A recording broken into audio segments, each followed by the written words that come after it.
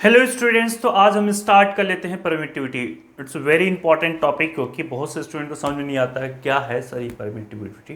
पर विश्वास रखिए कि मेरे साथ आप बस प्लीज़ 2 मिनट मेरे समय दे दीजिए और आपको ये टॉपिक में क्लियर करने वाला है कि परमिटिविटी क्या है एक्चुअल में। ओके, यहाँ पर 3 बातों को हम स्टडी करेंगे भी। परमिटिविटी ऑफ फ्री स्पेस, जिसको हम बोलते हैं एप्सिलॉन नॉट। ये देखिए क्या लिखा हूँ मैं, epsilon not. Okay, epsilon not, या इसको हम एप्सिलॉन जीरो भी रीड करते हैं।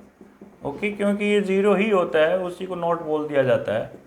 तो एप्सिलॉन नॉट आप बोल सकते हैं या एप्सिलॉन जीरो बोल सकते हैं, एक ही बात हो। ओके, यहाँ पर देखिए absolute permittivity of medium epsilon से हम डिनोट कर रहे हैं। फिर रिलेटिव परमिटिविटी या डाइलेक्ट्रिक कांस्टेंट को एप्सिलॉन आर से हम डिनोट कर रहे हैं, epsilon r, epsilon zero. Okay, epsilon. तो ये बातें आपको सिर्फ याद रखनी है कि एप्सिलॉन उसको बोलते हैं।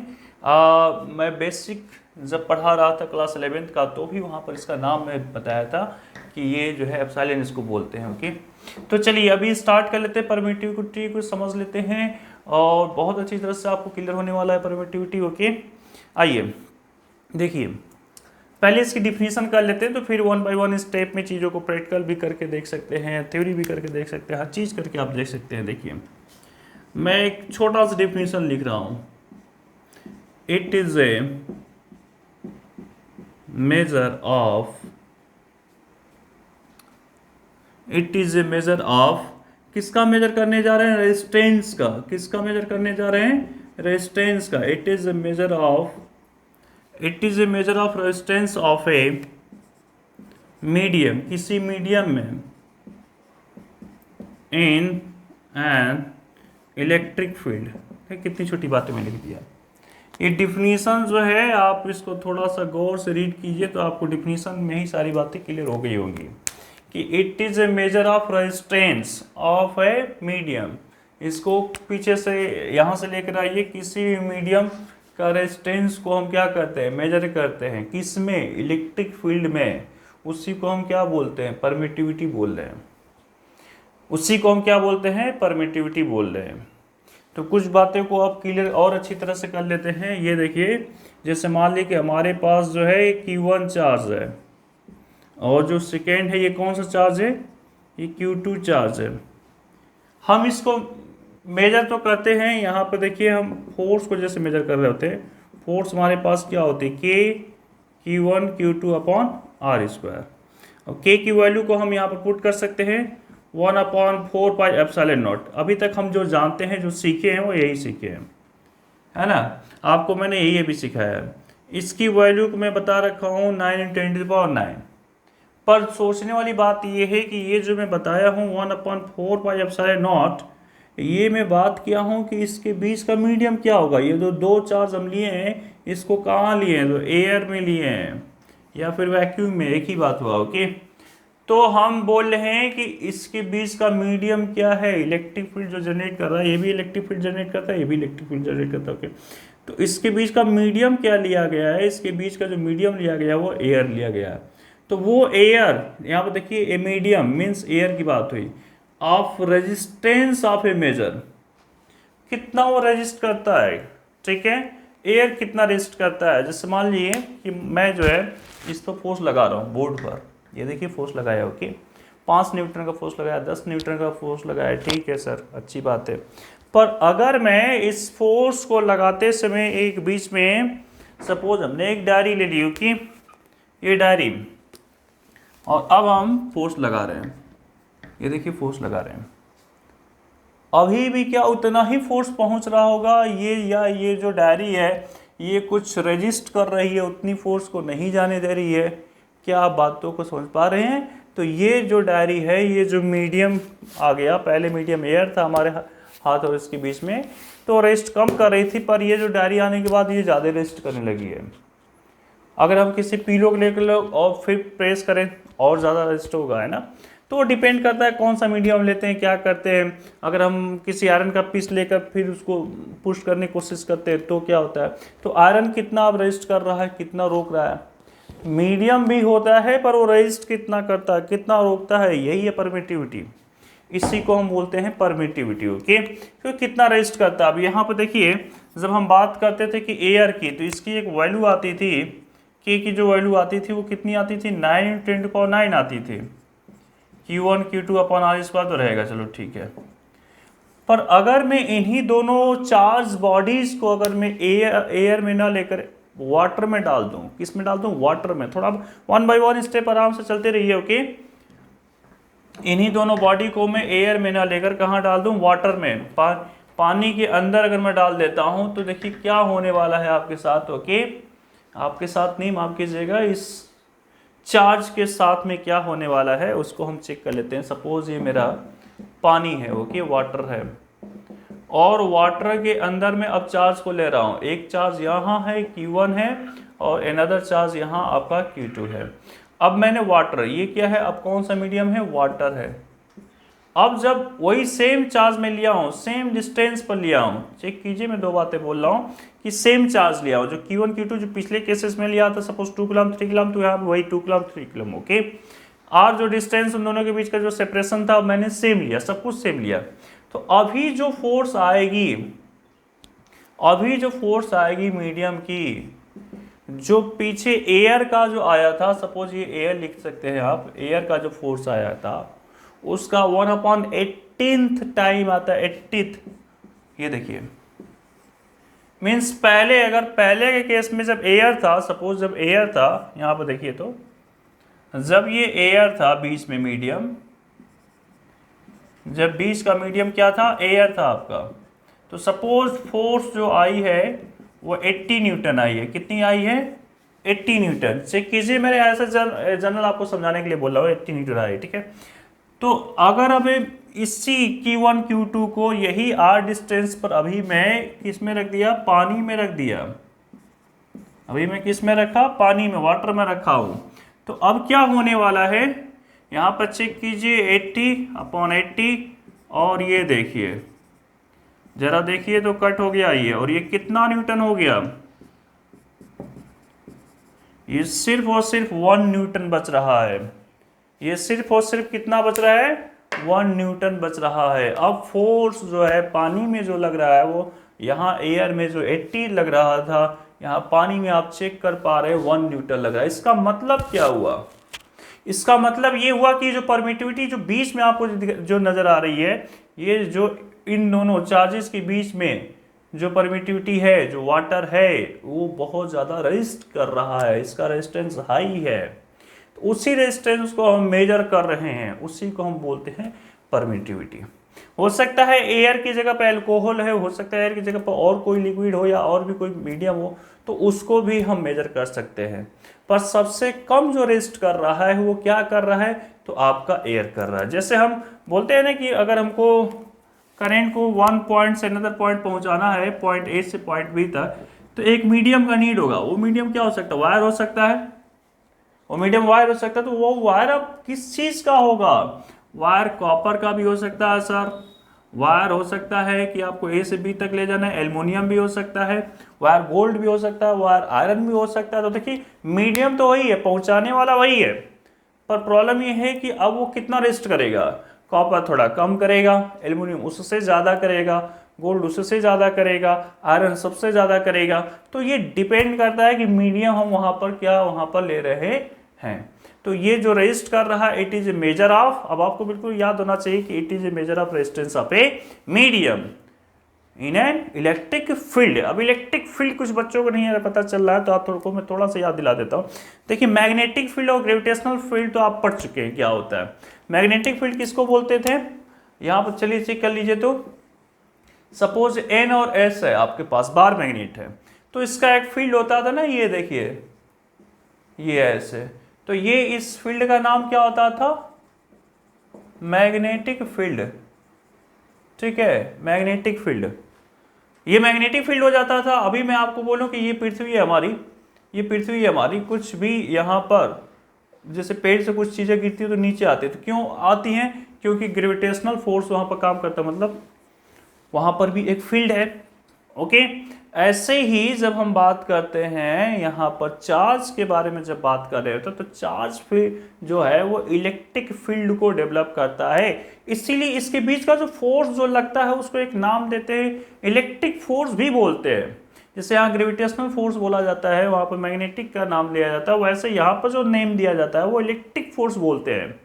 या दो चार्ज के बीच में जो लग रहा है फोर्स उसको इलेक्ट्रिक फोर्स भी बोलते हैं, कूलाम फोर्स भी बोलते हैं, या फिर इलेक्ट्रोस्टैटिक्स फोर्स भी बोलते हैं, क्योंकि कूलाम ने जो कंडीशन दे दिया था कि ये जो चार्ज है ये रेस्ट में होते हैं, इसलिए उसका नाम जो है इलेक्ट्रोस्टैटिक फोर्स भी। देखिए आप 3 नाम मैं आपको दे दिया हूं कि इसको क्या क्या नाम से बोलते हैं, आपको ये जानना भी चाहिए, कभी कभी किसी बुक में लिखा भी होता है और स्टूडेंट ध्यान नहीं देते हैं।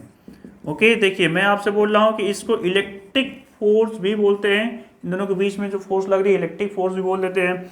या फिर आपको ये नाम तो पता ही है ना कि कूलॉम्स के थ्रू लग रहा है, तो कूलॉम फोर्स इसका नाम तो जानते ही हैं।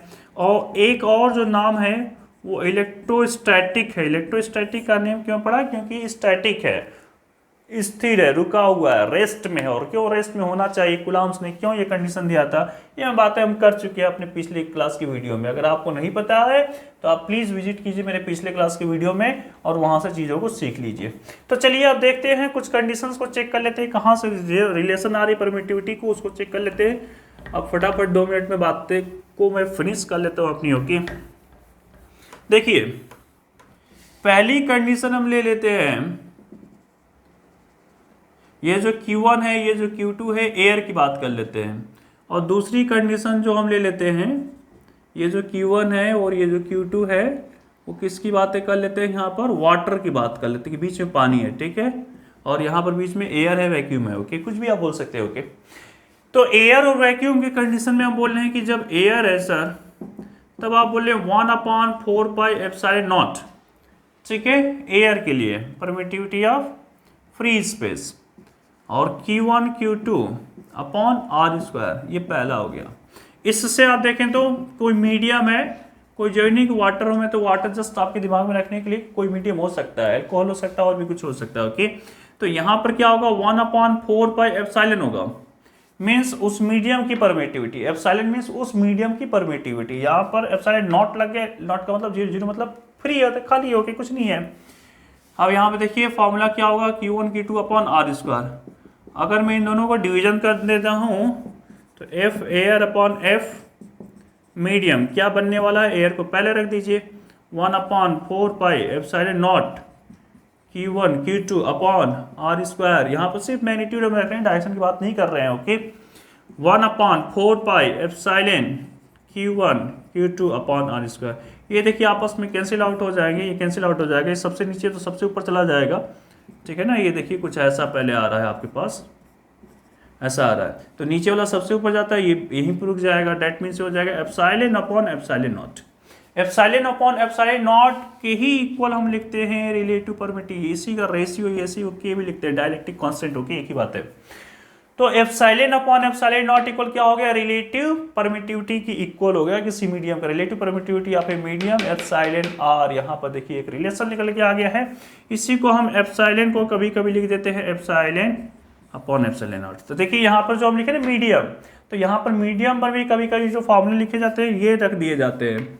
ये देखिए किसी मीडियम का जो हम कैलकुलेट करते हैं तो 1/4πε0 epsilon R Q1 Q2 upon R², ये कभी कभी फॉर्मूले में रख दिया जाता है। ये देखिए वही बात है। तो अभी क्या है, इसको जो है वैल्यू को जो है हम इक्वल लिख रहे थे 9 × 10⁹, तो क्या यहाँ भी इसकी वैल्यू 9 × 10⁹ लिख सकते हैं? बिल्कुल भी नहीं, इसको नहीं लिख सकते। ये डिपेंड करता है किस मीडियम का है, उसी मीडियम के अकॉर्डिंग। देख रहे थे ना, वाटर में घट गया था, 1/80 हो गया था, तो कितना लिखा जाएगा वो चेक करना पड़ेगा कौन सा मीडियम है। हमने तो आर्बिट्री वाटरों को लेकर एक कैलकुलेशन करके यहाँ पर वैल्यू को कैलकुलेट किया है, यही के की वैल्यू बन जाती है और यही के की वैल्यू 1/4πε0 है। ओके, तो यहाँ पर ये चीज़ों को आप ध्यान रखेंगे कि ये इसमें क्या फ़र्क है, क्या अंतर है, इन सब चीज़ों को आप ध्यान रखेंगे। ओके, कुछ और भी बातों को कर लेना चाहेंगे। यहाँ पर देखिए बहुत इंपॉर्टेंट मैं कुछ बातों को करना चाहता हूँ, इसको आप प्लीज़ नोट कर लीजिएगा। ये तो फॉर्मूले में आपको हो ही चुका है।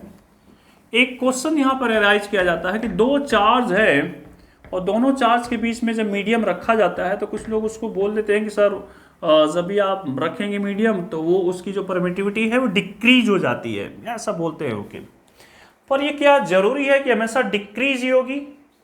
ऐसा कुछ जरूरी नहीं। आइए देखते हैं यहाँ पर, सपोज हमारे पास एक चार्ज है Q1 चार्ज है, जैसा आप जानते हैं वैसा ही कर लेते हो, ओके। और अनदर चार्ज जो है वो Q2 है, पर अपोजिट पोलैरिटी के, ध्यान रखिए, एक पॉजिटिव एक नेगेटिव, तो एक दूसरे को क्या करेंगे, वो अट्रैक्ट करेंगे। आपको पता है अट्रैक्शन फोर्स, इस दोनों के बीच में एक मैं ले लेता हूं मीडियम, और ये है मेरा डाइलेक्ट्रिक